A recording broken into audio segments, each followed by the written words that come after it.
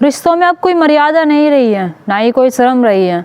और ये हम नहीं कह रहे, आजकल की घटनाओं को देखते हुए इस बात को कहा भी जा सकता है। और ऐसा ही हुआ है आज की घटना में, जहाँ पर एक लड़का होता है जिसकी उम्र 15 साल होती है।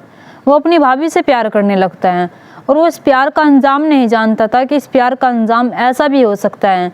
वो उससे शादी करने के सपने तक देखने लगता है, जबकि भाभी का जो सम्मान होता है वो हमारे यहाँ पर माँ के जैसा होता है, यानी कि भाभी जो होती है हमारी माँ के सम्मान होती है।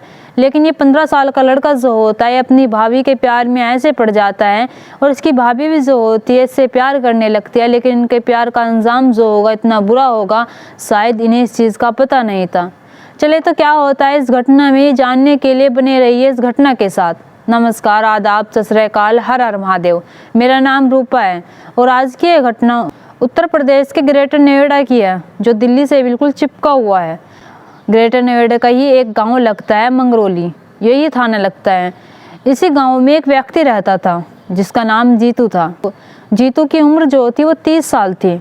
वो शादीशुदा था। वो अपनी पत्नी और 2 बच्चों के साथ हंसी खुशी जीवन व्यतीत कर रहा था। वो सुबह काम पर जाता था और शाम को अपने घर पर आता था। इसी बीच इसके जो भाई है चचेरा, जिसका नाम किशन है, वो अपनी भाभी के पास आता था और वो अपनी भाभी के पास कभी कुछ लेकर आता था तो कभी कुछ लेकर आता था। उनके 2 बच्चे थे, उन्हें खिलाता था, उनके लिए खिलौने लाया करता था, उनके लिए खाने के लिए चीज़ें लाया करता था और अपनी भाभी के साथ आराम से रहा करता था। वो कभी कभी वहीं पर दिन में सो जाया करता था। ये किशन जो होता है इसकी उम्र 15 साल थी और ये 9वीं क्लास में पढ़ता था और ये अपनी भाभी को बहुत मानता था और अपनी भाभी से बहुत प्यार भी करता था। अब इसी दौरान आस पड़ोस के जो लोग होते हैं वे भी सोचने लगते हैं कि ऐसा देवर कहाँ ही मिलेगा जो अपनी भाभी का इतना ख्याल रखता है। ये जीतू की जो पत्नी होती है ये अकेली रहा करती थी घर पर, इसके साथ और कोई नहीं रहा करता था। अब ये किशन जो होता था ये इसके घर पर आया करता था स्कूल से आने के बाद और इसके ही साथ रहा करता था और इसके साथ मजाक मस्ती सब कुछ किया करता था।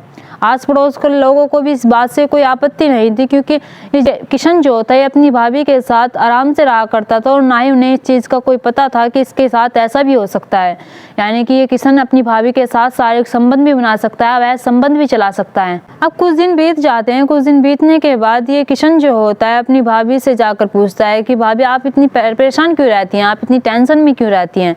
इसकी भाभी जो होती है वो बताती है कि मैं क्या ही बताऊँ आपको, जो मेरा पति है यानी कि तुम्हारे भाई हैं जीतू, वो पीकर आते हैं कभी कभी और मुझे मारते हैं और मैं बहुत परेशान हूँ। किशन जो होता है उन्हें समझाता है और कहता है कि भाभी आप परेशान ना हो, मैं आपका ध्यान रखता हूँ, मैं आपका ख्याल भी रखूँगा। इनके बीच नज़दीकी आ जाती है। बातें करते करते जो उसकी पत्नी होया करती थी जीतू की, ये अपने देवर किशन से अपना दुख बांटा करती थी। किशन जो होता था ये इससे कहा करता था कि आप टेंशन न ले, आप परेशान ना हो। और इन दोनों के बीच अब शारीरिक संबंध बनने लगते हैं। जब शारीरिक संबंध बनने लगते हैं तो किशन जो होता है सोचने लगता है कि मैं इससे शादी करूंगा, यानी कि मैं अपनी भाभी से शादी करना चाहता हूँ, मैं आपके साथ रहना चाहता हूँ। इसकी जो पत्नी होती है वो भी कहती है कि मैं भी आपके साथ रहना चाहती हूँ और मैं भी आपसे शादी करना चाहती हूँ।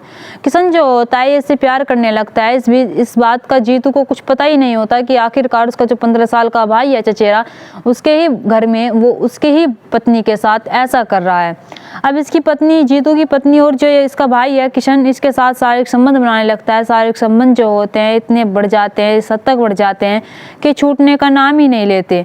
अब ये दोनों जो होते थे एक दूसरे के साथ रहा करते थे। जीतू जो होता था सुबह काम पर चला जाता था और शाम को अपने घर आता था। किशन जो होता था जीतू के आते ही शाम के वक्त में अपने घर पर चला जाया करता था। समय बीत रहा था। समय बीतने के साथ साथ अभी किशन जो होता है अपनी भाभी के साथ सपने सजाने लगता है कि मैं उससे शादी करूंगा और मैं उसके ही साथ रहूंगा और मैं उन्हें किसी और के साथ नहीं रहने दूंगा। इसी दौरान एक खबर आती है, एक ऐसी घटना हो जाती है जिस घटना को सुनकर आसपास के लोग ही नहीं, गांव के लोग भी दहल उठते हैं कि आखिरकार एक लड़के के साथ ऐसा हो तो हो कैसे जा सकता है। दिन आता है 19 नवंबर सन 2024 का। 19 नवंबर सन 2024 को सुबह के टाइम एक व्यक्ति जो होता है वो गांव के बाहर जा रहा होता है। जब वो गांव के बाहर जा रहा होता है वो तो देखता है कि एक व्यक्ति पड़ा हुआ है, वो खून से लथपथ है और उसके जो शरीर पर निशान है वे धारदार हथियार से किए हुए हैं और डर जाता है। डर जाने के बाद उसकी चीख निकल जाती है। चीख पुकार सुनकर जो आसपास लोग जा रहे होते हैं वे भी रुक जाते हैं। रुक जाने के बाद उसके पास जाते हैं। जब उसके पास जाते हैं तो देखते हैं कि वहाँ पर एक व्यक्ति पड़ा हुआ है और वो गाँव का व्यक्ति जो होता है वो पहचान लेता है कि ये व्यक्ति कोई और नहीं, हमारे गाँव का जीतू है। यानी कि ये तो हमारे ही गांव का बच्चा है। जो व्यक्ति बात सुनता है और देखता है तो व्यक्ति जो होता है वो पुलिस वालों को फ़ोन कर देता है। पुलिस वालों को फ़ोन करने के साथ साथ वो गांव में जाकर बताता है, उनके परिवार वालों से जाकर बताता है कि जीतू जो है वो ऐसे खून की लथपथ में गांव के बाहर पड़ा हुआ है। अब पुलिस वाले जो होते हैं उसे हॉस्पिटल भेजते हैं। हॉस्पिटल पहुंचने के बाद क्योंकि वो व्यक्ति जो होता है जीतू वो मर चुका था, उसका पोस्टमार्टम करवाने के लिए भेज देते हैं। इधर उसके परिवार वाले जो होते हैं वे रोने लगते हैं, उसकी पत्नी जो होती है वो भी रोने लगती है और कहने लगती है कि मेरे पति के साथ आखिरकार ये सब किया तो किया किसने। अब किशन जो होता है वो भी कहता है कि भैया के साथ ऐसा कैसे हो सकता है, भैया से वो भी जोर जोर से बिलक बिलक कर रोने लगता है। यानी कि पुलिस वाले जो होते हैं वे भी सोचने लगते हैं कि आखिरकार इस व्यक्ति के साथ ऐसा किया तो किया किसने है। तो वे उसके परिवार वालों से पूछने लगते हैं, कहते हैं कि इसके साथ किसी की दुश्मनी थी या फिर ये कहाँ पर गया था, किस टाइम गया था, कुछ कहकर गया था, घर पर कुछ लड़ाई हुई थी। तो घर वाले जो होते हैं वे इनकार कर देते और कहते हैं कि ऐसा कुछ नहीं है, ना ही घर पर कोई लड़ाई हुई थी और ना ही इसकी किसी से दुश्मनी है। ये सुबह काम पर जाया करता था और शाम को अपना टाइम से आ जाया करता था। बस इसमें एक बुरी आदत थी, ये पिया करता था। अब जैसे पुलिस वाले गांव वालों की बात सुनते हैं, परिवार वालों की बात सुनते हैं, तो पुलिस वाले जो होते हैं वे सोचने लगते हैं कि आखिरकार इसके साथ ऐसा किसने किया। अब इधर परिवार वाले जो होते हैं, गांव वाले जो होते हैं पुलिस पर दबाव बनाने लगते हैं और कहने लगते हैं कि अभी तक कातिल को पकड़ा क्यों नहीं और हमारे बच्चे के साथ ये सब किसने किया, उसे पकड़ा क्यों नहीं है। अब पुलिस वाले इस दौरान जो होते हैं जहाँ पर वो व्यक्ति मिला था यानी कि जीतू मिला था, वहाँ एक घर था और घर में एक CCTV कैमरा लगा हुआ था। वे CCTV कैमरे की फोटोज निकलवाते हैं। फोटोज निकलवाने के बाद अभी वे देखते हैं तो वे जो व्यक्ति होता है उस अपना मुंह जो होता है वो कवर करके रखता है, यानी कि कपड़े से कवर करके रखता है, उसका मुंह नहीं दिखता, बस एक व्यक्ति दिखता है और व्यक्ति जो होता है वो उसके मार कर जा रहा होता है। अब पुलिस वालों के लिए सवाल ये था कि आखिरकार जीतू को मारा तो मारा किसने। अब पुलिस वालों की जो उसकी कद काठी देखते हैं, कद काठी देखने के बाद उन्हें कुछ शख्स होता है। अब उस शख्स को वे पक्का प्रूफ करने के लिए एक मुखबिर लगाते हैं गाँव में और पूछताछ करवाते हैं और पूछने लगते हैं कि ये जो व्यक्ति है इसका जो बैकग्राउंड है वो कैसा था, इसके परिवार में कौन कौन था, यानी कि कौन कौन आने वाले थे, कौन कौन जाने वाले थे, क्या कैसा माहौल था और कैसा था। जो गांव के लोग होते हैं वे कुछ कुछ बताते हैं तो पुलिस वाले जो होते हैं उन्हें जो ये किशन होता है इस पर शक होता है और शक होने के बाद वे किशन को पुलिस थाने बुलाते हैं और ये सोच ही नहीं सकते थे कि किशन जो है ये आखिरकार ऐसा कर भी सकता है फिर नहीं कर सकता। पुलिस वालों को उस पर इतना डाउट नहीं होता, लेकिन वे डाउट निकालने के लिए उसे पुलिस थाने बुलाते हैं। क्योंकि इसलिए डाउट नहीं होता, किशन जो होता है वो पहले अपने भाई की रिपोर्ट लेकर पुलिस थाने आता है और कहता है कि मेरे भाई के कातिल को जल्द से जल्द पकड़ लीजिए और मैं अपने भाई से बहुत प्यार करता हूँ। अब पुलिस वाले जो होते हैं उससे उसका फ़ोन लेते हैं। फ़ोन लेने के बाद उसके फ़ोन का लॉक खुलवाते हैं और कहते हैं कि तुम बाहर जाकर बैठ जाओ। पुलिस वाले जो होते हैं जब व्हाट्सएप में जाते हैं, व्हाट्सएप में जाने के बाद वे देखते हैं कि जीतू जो है इसकी पत्नी के साथ इस 15 साल के किशन के संबंध चल रहे थे। क्योंकि व्हाट्सएप पे जो बातें होती है, गंदी गंदी बातें होती है, ऐसी बातें होती है जो एक पति पत्नी के बीच हो सकती थी। लेकिन उस व्हाट्सएप चैट में ऐसा कुछ नहीं था, ऐसा मर्डर का कुछ प्लान नहीं था कि आखिरकार इन्होंने ऐसा कोई प्लान नहीं बनाया था कि कुछ पता लग सके कि मर्डर इसने ही किया है फिर किसी और ने किया है। अब पुलिस वाले जो होते हैं वे किशन से पूछताछ करने लगते हैं और पूछने लगते हैं कि तुमने अपने भाई के साथ ऐसा क्यों किया, तुम्हारी भाभी के साथ तुम्हारे अवैध संबंध चल रहे हैं, ये हमें पता लग गया और तुम्हारी फ़ोन की चैट देखकर ये बात जाहिर भी होती है। अब किशन जो होता है वो बताता है कि हाँ मैं अपनी भाभी से प्यार जरूर करता हूँ लेकिन मैंने अपने भाई के साथ ऐसा कुछ नहीं किया। पुलिस वाले जो होते हैं अपने तरीके से पूछताछ करते हैं, जब उस पर दबाव बनाते हैं तो किशन जो होता है टूट जाता है और टूट जाने के बाद एक ऐसी कहानी सुनाता है। पुलिस वाले जो होते हैं उनके रोंगटे खड़े हो जाते हैं और सोचने पर मजबूर हो जाते हैं कि आखिरकार एक 15 साल का बच्चा ऐसा कर कैसे सकता है। उस 15 साल के बच्चे की बात सुनकर गाँव वाले ही नहीं जो उसके परिवार वाले होते हैं वे भी दहल उठते हैं कि हमारा बच्चा ऐसा कर कैसे सकता है। पुलिस वालों को बताता है कि मैं अपनी भाभी से बहुत प्यार करता हूँ और मेरी भाभी जो है मुझसे बहुत प्यार करती है और हम दोनों एक साथ रहना चाहते थे। अब मैं अपनी भाभी के साथ रोज़ शारीरिक संबंध बनाया करता था, उनके साथ रहा करता था, सब कुछ अच्छा चल रहा था और सब कुछ अच्छा चलने के साथ साथ गांव वाले जो थे वे भी हम पर शक नहीं करते थे और जो जीतू था ये भी मुझ पर शक नहीं करता था। एक दिन जीतू जो होता है ये इसके साथ खा रहा होता है, यानी कि बैठकर पी रहा होता है। जब ये पी रहा होता है तब इसके फ़ोन पर, किशन के फ़ोन पर इसकी पत्नी की वीडियो कॉल आती है। तो जीतू जो होता है इसे फ़ोन उठा कर देता है और कहता है कि लो तुम्हारी कॉल आ रही है।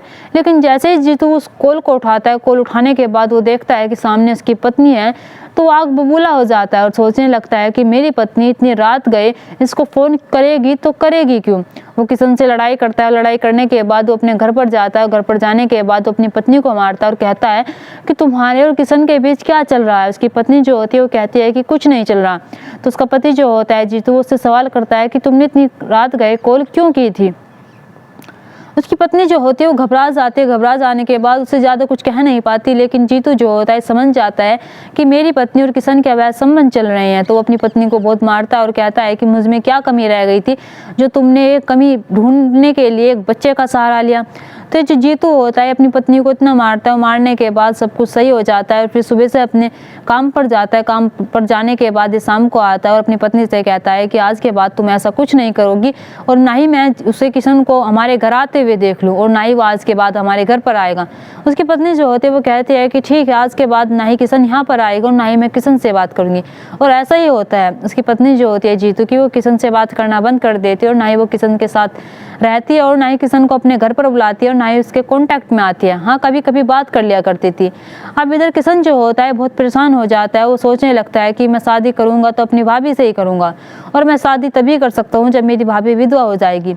अब किशन जो होता है प्लान बनाने लगता है और आए दिन अपने भाई जीतू के पीछे लगने लगता है और सोचने लगता है कि मैं अपने भाई को मार दूंगा। अब इसी प्लान के साथ जब उसका पीछा कर रहा होता है तो एक दिन वो आ ही जाता है आखिरकार 20 नवंबर सन 2024 का।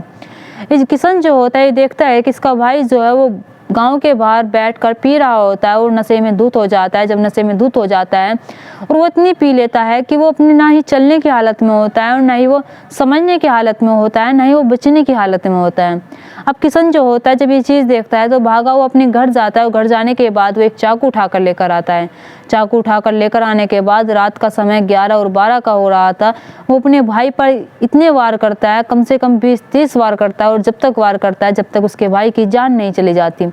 किशन जो होता है उसे मारने के बाद वो फिर से अपने घर जाता है। घर जाने के बाद वो अपनी भाभी को वीडियो कॉल करता है। वीडियो कॉल करने के बाद वो अपनी भाभी का हाल चाल लेता है। उसकी भाभी जो होती है वो बताती है कि मैं आज फिर तुम्हारे भाई ने पीटी हूँ और मुझे मारता है। यानी कि वो बताता है कि जो मेरा भाई था वो उसे बहुत मारता था, उसे कभी खुश नहीं रखता था और सारी गलती जीतू की है। जीतू जो होता था हर रोज़ पीकर अपने घर आया करता था और घर आने के बाद अपनी पत्नी को मारा करता था। और 4-5 महीने से मेरी उससे बात भी नहीं हुई थी। मेरी भाभी से 4-5 महीने पहले ही मेरे भाई को सब कुछ पता लग गया था और 4-5 महीने से मैंने कैसे एक एक दिन काटा है मुझे ही पता है। पुलिस वाले जब उसकी ये बात सुनते हैं तो कहते हैं कि वो उसकी पत्नी थी, वे गृहस्थ जीवन जी रहे थे और किस घर में लड़ाई नहीं होती। छोटी मोटी लड़ाइयाँ तो हर घर में होती हैं। इसका मतलब ये नहीं था कि तुम उसके घर पर गए और घर पर जाने के बाद तुमने उसकी पत्नी से वह संबंध चलाए और उसकी पत्नी का दुख बांटने की बजाय तुमने उसे एक ऐसे जंजाल में फंसा लिया। और हम क्या कहे, तुम एक बच्चे हो, तुम्हारी उम्र महज 15 साल है। किशन जो होता है कहता है कि मेरी कोई गलती नहीं है। ये अब भी यही कह रहा था कि सारी गलती जो है जीतू की है। अगर वो अपनी पत्नी को खुश रखता तो उसकी पत्नी मेरे पास अपना दुख बांटने नहीं आती और ना ही वो मेरे साथ कभी शारीरिक संबंध बनाती। जीतू जो होता है वो उसे रोज़ मारता था, रोज़ पीटता था और वो उसकी पत्नी जो होती वो रोज़ परेशान होती थी और मुझसे उसका दुख देखा नहीं जाता था। पुलिस वाले जो होते हैं उसकी सारी बात सुनने के बाद वे सोचने लगते हैं कि आखिरकार एक 15 साल के बच्चे के दिमाग में इतनी सारी बातें आ कहाँ से सकती है। पुलिस वाले जो होते हैं उसे गिरफ्तार कर लेते हैं। गिरफ्तार करने के बाद उसे गंभीर धाराओं में जेल भेज देते हैं। अभी तो उसके घर वाले, उसकी पत्नी जो होती है, उसकी पत्नी को इस चीज़ का पता ही नहीं था कि उसके पति के साथ किशन ने ऐसा किया है और ना ही उसकी पत्नी को बताता है। यानी कि वो ना ही उसका देवर उसे बताता है कि मैं आज तुम्हारे पति जीतू के साथ ऐसे करने वाला हूँ। मगर ये दोनों जो होते हैं ये ऐसा रिश्ता चलाते हैं जिस रिश्ते की जो मर्यादा होती है वो कभी हो ही नहीं सकती थी, क्योंकि हमें मर्यादा में रहना चाहिए। हर रिश्ता मर्यादा में ही अच्छा लगता है, चाहे वो भाभी का रिश्ता हो, चाहे वो देवर का रिश्ता हो, चाहे वो बहन का रिश्ता हो, चाहे वो भाई का रिश्ता हो। हर रिश्ता मर्यादा में ही अच्छा लगता है।